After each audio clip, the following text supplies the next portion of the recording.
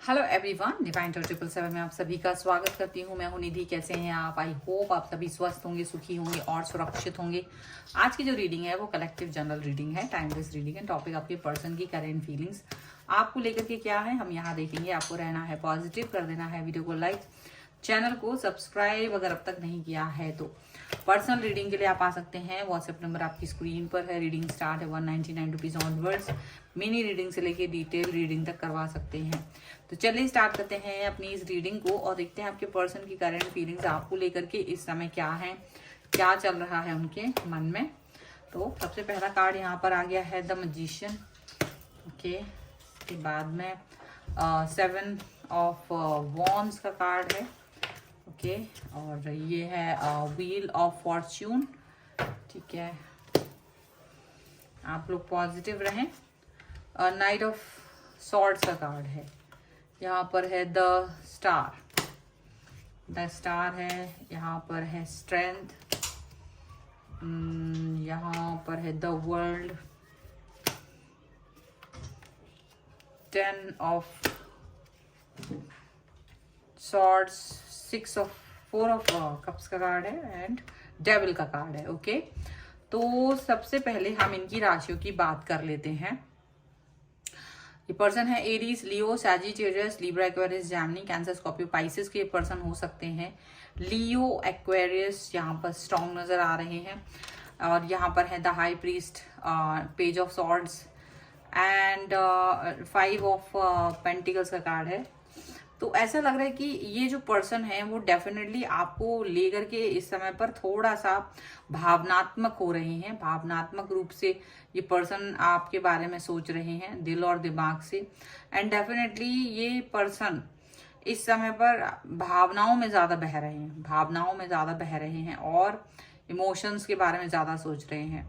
And definitely ये person एक तरह से आपको इस समय मिस कर रहे हैं और इनको लग रहा है ना ये आपको इस समय पा नहीं पा रहे हैं, या आपको समझ नहीं पा रहे, या फिर वो समझा नहीं पा रहे हैं। कुछ चीजें यहाँ पर ऐसी लग रही हैं।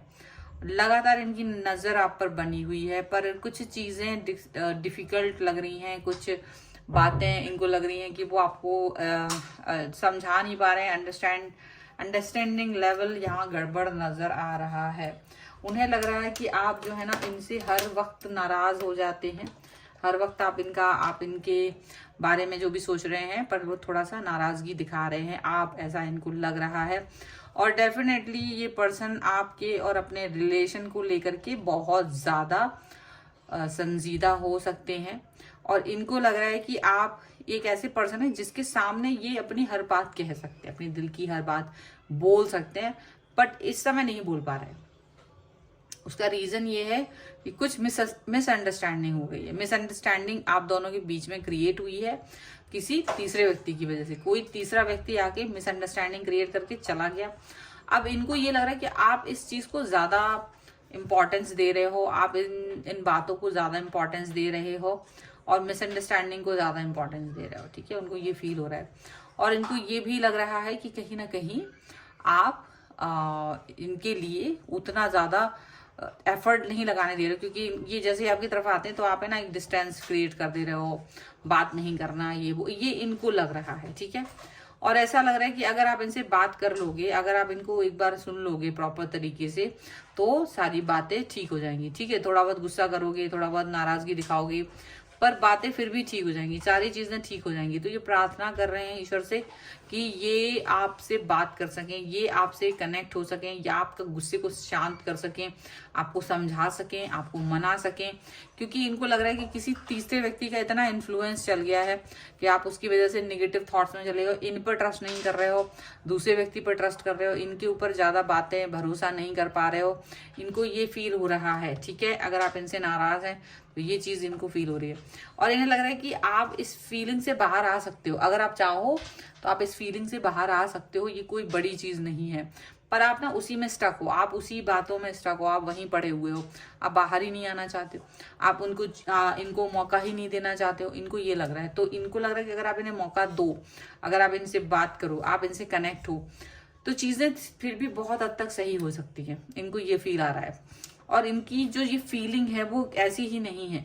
ये सचमुच आपके साथ अपने रिश्ते को महत्व देना चाहते हैं, सचमुच आप अपने रिश्ते को इम्पोर्टेंस देते हुए नजर आ रहे हैं। और बेहतरीन करेंगे कि नहीं, और भी देख लेते हैं कुछ कार्ड्स के थ्रू और क्या निकल के आ रहे हैं यहाँ पर। So angels, universe and divine please guide करिए। तो इनको लग रहा है कि तो कुछ तो निगेटिव है, आप दोनों के बीच में कुछ चीजें ऐसी हो रही हैं, नेगेटिव हो गई हैं, और उस नेगेटिविटी से लड़ने की जरूरत है। अब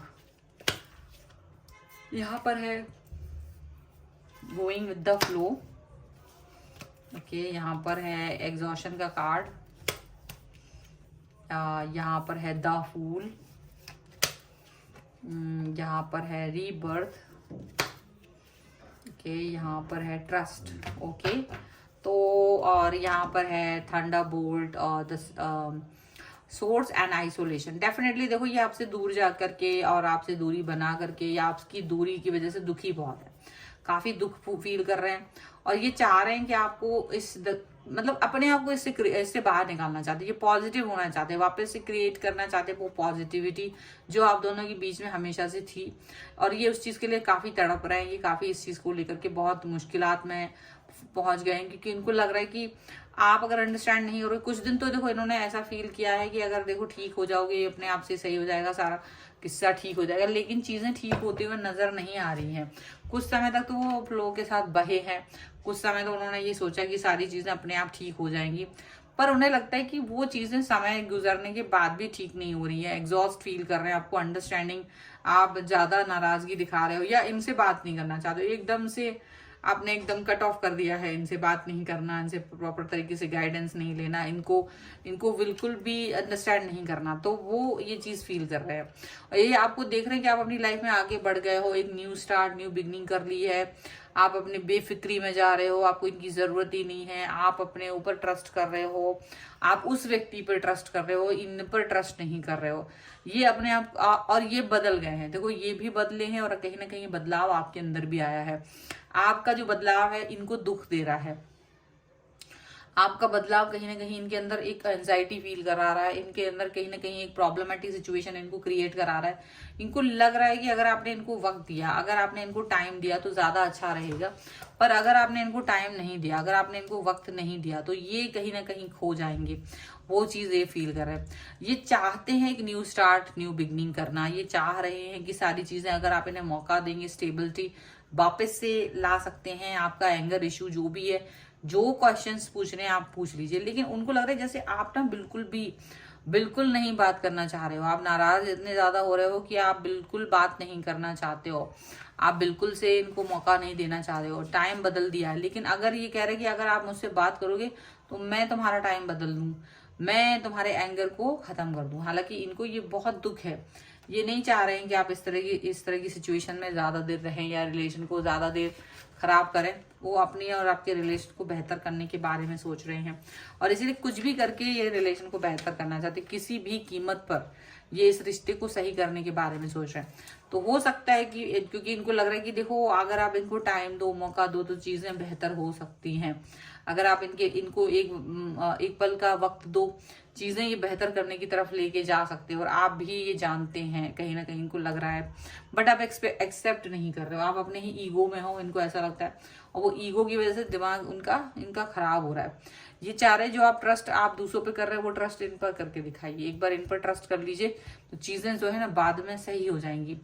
तो अभी आप अपने नाराजगी में इतने ज्यादा हो, अपने गुस्से में इतने ज्यादा हो ना कि इनके बारे में सोच ही नहीं रहे हो, इनको मौका भी नहीं दे रहे हो, ऐसा लग रहा है। क्योंकि आप इन्हें हो सकता है पहले मौका दे चुके हो, लेकिन उस समय इन्होंने उसको सही से समझा नहीं था। अब जाकर ये चीजें समझे हैं तो अब ये मौका फिर से चाहते, बट अभी प्रॉब्लम यही है कि अब आप तैयार नहीं हो, ऐसा लग रहा है। नेगेटिविटी दोनों तरफ है, अब फिर भी ये कोशिश करते हुए नजर आ रहे हैं। अगर आप इस रीडिंग पे क्लेम करना चाहते हो, वीडियो लाइक कर दीजिए, चैनल सब्सक्राइब कर लीजिएगा अगर अब तक नहीं किया है तो। पर्सनल रीडिंग के लिए आप आ सकते हैं, व्हाट्सएप नंबर आपकी स्क्रीन पर है। रीडिंग स्टार्ट है 199 रुपीज ऑनवर्ड्स। मिनी रीडिंग से लेके डिटेल रीडिंग तक करवा सकते हैं। और आप इस रीडिंग में क्लेम करना चाहते हैं, वीडियो को लाइक करना है, चैनल को सब्सक्राइब भी करना है। तो एंड आप मुझे इंस्टाग्राम और मेरे दूसरे चैनल से भी फॉलो कर सकते हैं, सभी का लिंक आपको डिस्क्रिप्शन बॉक्स में मिल जाएगा। पर्सनल रीडिंग के लिए आप व्हाट्सएप पर आ सकते हैं। तो मिलते हैं एक नई रीडिंग के साथ जल्दी, तब तक देखते रहिए divine tarot 777। Thank you for watching, bye.